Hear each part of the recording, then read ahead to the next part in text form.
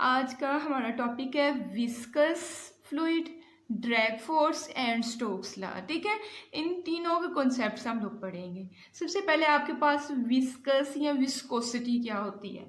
बच्चों, आप अगर एक ग्लास में वाटर लें और एक ग्लास में आपने शहद यानी हनी लेना है, ठीक है, और फिर ग्लास को थोड़ा सा टिल्ट करना है कि उसमें से जब वाटर गिरेगा उसकी स्पीड देखनी है और जब हनी गिरेगा तो उसकी स्पीड आपने देखनी है। हनी आपको पता है ज़्यादा गाढ़ा होता है, वाटर आपके पास होता है पतला एक चीज़ है आपके पास, ठीक है। विस्कोसिटी का मतलब है, विस्कस का मतलब होता है गाढ़ापन। तो आपके पास हनी गाढ़ा होता है तो आप नोटिस करेंगे हनी जब आएगा वो आहिस्ता आहिस्ता जो है नीचे आएगा, ऐसे लगेगा अगली लेयर जो है वो पिछली लेयर को रोकने की कोशिश कर रही है, ठीक है।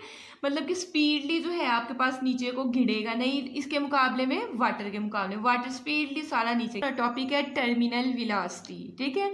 टर्मिनल वेलोसिटी का कॉन्सेप्ट स्टार्ट करने से पहले आपको अगर याद हो तो 9th क्लास में हमने साइड इन्फॉर्मेशन में पढ़ा था कि एक पैराट्रोपर जो होता है जब पैराशूट नीचे लेके आ रहा होता है, मतलब पैराशूट के साथ नीचे आ रहा होता है, तो वो एक कांस्टेंट वेलोसिटी अटेन करता है, ठीक है। हमने कहा था उस कांस्टेंट वेलोसिटी को हम लोग टर्मिनल वेलोसिटी कहते हैं, ठीक है। तो आपने ये चीज़ पहले भी पढ़ी हुई है।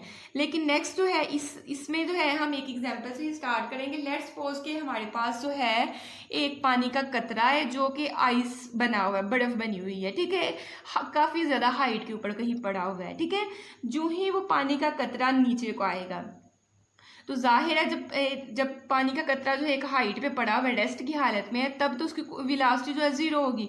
लेकिन हमने चीज़ पढ़ी हुई है कि जब चीज़ को हम नीचे से ऊपर फेंकते हैं तो उसकी वेलोसिटी जो है आहिस्ता आहिस्ता कम होती है, क्योंकि कुछ हम वेलोसिटी दे के ऊपर फेंकते हैं तो आहिस्ता आहिस्ता उसकी वेलोसिटी कम होती है। लेकिन जब चीज़ ऊपर से नीचे आती है तो उसकी वेलोसिटी बढ़ती है।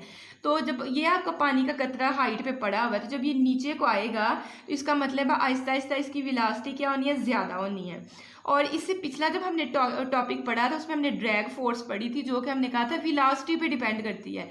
और ड्रैग फोर्स आपके पास क्या है कि रोकने की कोशिश करती है, जो रिटार्डिंग फोर्स होती है। लेट्स सपोज है कि आपने एक ग्लास लिया है, ग्लास के अंदर आपने जो है हनी डाला हुआ है, आप ऊपर जो है पत्थर का टुकड़ा ग्लास के अंदर डालते हो तो कोई फोर्स है ना जो हनी के अंदर ग्लास के एंड तक पत्थर को नहीं जाने देती बल्कि ऊपर ही रोक देती है। तो वो जो है हनी की ड्रैग फोर्स होती है, रोकने वाली फोर्स होती है। जैसे हम लोग ज़मीन पे चलते हैं तो फ्रिक्शन की फोर्स होती है जो हमें रोकने की कोशिश करती है, ऐसे ड्रैग फोर्स होती है, ठीक है। तो ये पानी का कतरा जो है जब नीचे को आएगा तो इसकी वेलोसिटी जो है वो क्या होगी, ज़्यादा होगी। और वेलोसिटी का और ड्रैग फोर्स का आपस में मैंने आपको पिछले लेक्चर में समझाया था डायरेक्ट रिलेशन है। वेलोसिटी ज़्यादा इसका मतलब है ड्रैग फोर्स वहाँ ज़्यादा हो जाएगी। तो पानी का कतरा जो नीचे को आ रहा है, ड्रैग फोर्स जो है वो उतनी ही फोर्स जो है इंक्रीज हो रही है। जो ड्रैग फोर्स मतलब जो रोकने वाली फोर्स है कि पानी का कतरा नीचे ना आए, नीचे आते हुए पानी की वेलोसिटी बढ़ी और नीचे से ड्रैग फोर्स भी आपके पास बढ़ गई है, ठीक है। अब देखिए वेलोसिटी बढ़ी, नीचे आते हुए वेलोसिटी जब बढ़ रही है तो वेलोसिटी में जब तब्दीली हो जाती है तो वहाँ एक्सेलरेशन प्रोड्यूस हो जाता है। तो मतलब आपका जो ड्रॉप है वो एक्सेलरेशन करना शुरू कर देगा, ठीक है, स्पीडली मूव करना शुरू कर देगा। दूसरी बात यह है कि उस ड्रॉप पे ग्रेविटी की फोर्स भी लग रही है, ठीक है। ग्रेविटी की फोर्स जो है उसको ज़्यादा जो है नीचे की तरफ खींचेगी। वेलोसिटी उसकी पहले ही नीचे आने की वजह से बढ़ रही थी, कुछ ग्रेविटी की फोर्स जो है उसकी वेलोसिटी को और बढ़ा रही है, तो वेलोसिटी बहुत ज़्यादा हो जाएगी। वेलोसिटी जब बहुत ज़्यादा हो जाएगी, वेलोसिटी ज़्यादा होगी तो वहाँ ड्रैग फोर्स भी आपकी उतनी ही ज़्यादा हो जाएगी, रोकने वाली जो है वो फोर्स उतनी ही ज़्यादा हो जाएगी, ठीक है। तो आपके पास जो है ड्रैग फोर्स जब ज़्यादा हो जाएगी तो एक टाइम ऐसा आपके पास आएगा, देखें ये पार्टिकल नीचे क्यों आ रहा है, क्योंकि पार्टिकल का कुछ ना कुछ वेट है।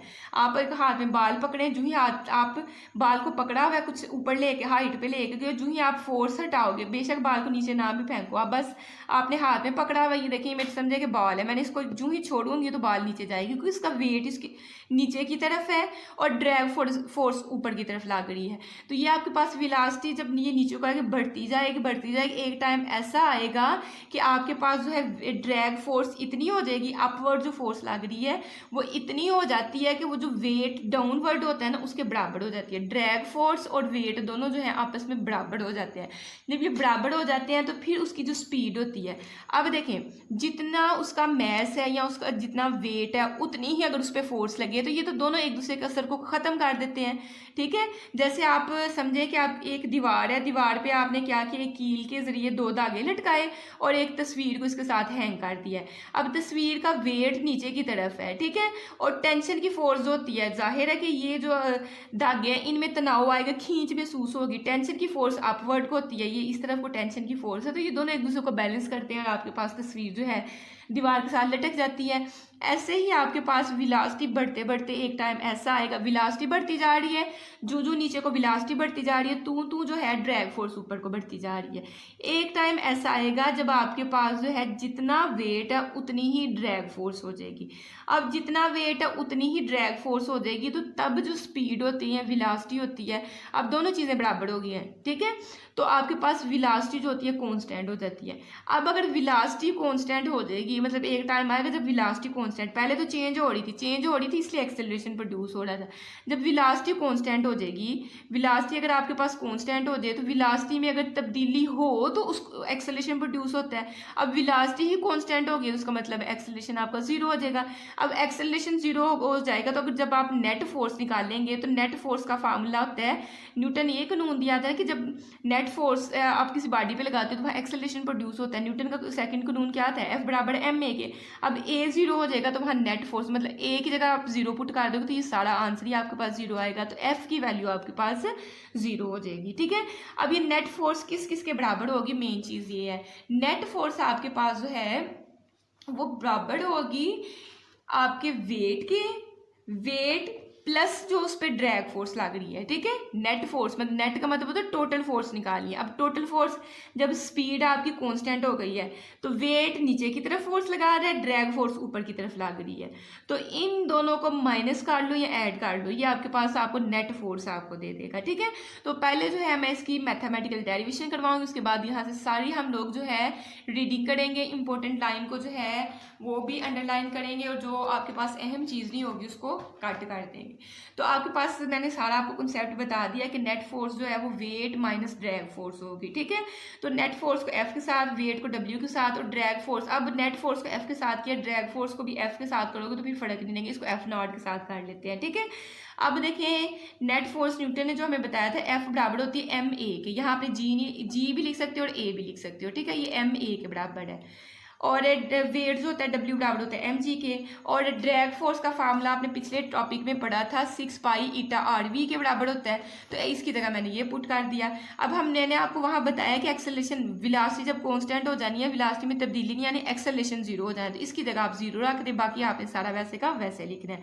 जब जीरो से मल्टीप्लाई करोगे सारी चीज़ जीरो हो जाएगी। नेक्स्ट आपने क्या करना है, ये सारा समझे कि आपका जीरो हो गया, आपके पास ये दो टर्म्स रह गई, ये वाली टर्म जो माइनस की इसको उठा के दूसरी साइड पे ले जाओगे तो प्लस की, mg बराबर आ जाएगा प्लस का 6 पाई ईटा, इस तरह की चीज़ बन जाएगी आपके पास। अब हमने टर्मिनल वेलोसिटी का टॉपिक आ रहा है तो हमने वेलोसिटी फाइंड करनी है, vt फाइंड करनी है, तो ये सारी चीज़ें आपके पास एक्स्ट्रा है, इस साइड पे मल्टीप्लाई हो रही है, mg के नीचे आके डिवाइड हो जाएंगी, ये डिवाइड कर दिया तो ये आपके पास टर्मिनल वेलोसिटी आ गई। ठीक है, अब टर्मिनल वेलोसिटी को मजीद अगर हम लोग देखें, जैसे हमने सफ़ियर की जब मैंने ड्रैग फोर्स पढ़ाया तो सफ़ियर के लिए स्टोक्स लॉ ने हमें सफ़ियर के बारे में बताया था, तो सफ़ियर के लिए अगर हमने टर्मिनल वेलोसिटी निकालनी है तो देखिए मैस का फार्मूला आप कैसे निकालोगे, आपको पता है डेंसिटी होती है मैस ओवर वॉल्यूम। ठीक है, मैस अगर आपने निकालना है तो वॉल्यूम इस साइड पे डिवाइड हो रहा है, डेंसिटी के साथ जाके मल्टीप्लाई हो जाएगा। अब सफ़ियर का वॉल्यूम जो होता है वो होता है 4/3।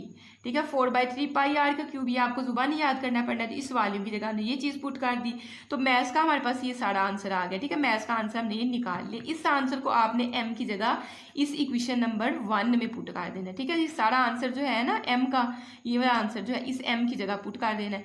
तो ये देखें m की जगह ये मैंने सारा आंसर पुट कर दिया, उसके आगे g लिखा हुआ था और नीचे ये टर्म लिखी थी, हमने वैसे की वैसे लिख ली। अब पाई के साथ पाई खत्म हो रहा है, ये एक r यहाँ 3 है तो एक खत्म हो जाएगा, यहाँ 2 रह जाएंगे। ठीक है, तो आपके पास क्या क्या बच रहा है, 4 और यहाँ आर पावर 2 जी और एक ये, ठीक है। रो 4, देखिए मैंने पहले लिखा 4, आर एक खत्म हुआ है तो 2 आर आपकी आर पावर 2 रहेगी, ये जी रह गया और ये रो मैंने थोड़ी आगे करके लिख दी है। और नीचे 6 ईटा आपके पास बच रहा है, ठीक है, 6 ईटा बच रहा है। लेकिन ये 3 भी तो है ना, तो 3 इसके साथ 6 के साथ आके मल्टीप्लाई होगा तो 18 हो जाएगा। 2 2 आर 4 और 2 9 आर 18, तो 2/9 R square g rho over eta आपके पास टर्मिनल वेलोसिटी का आंसर आ जाएगा। टॉपिक आपका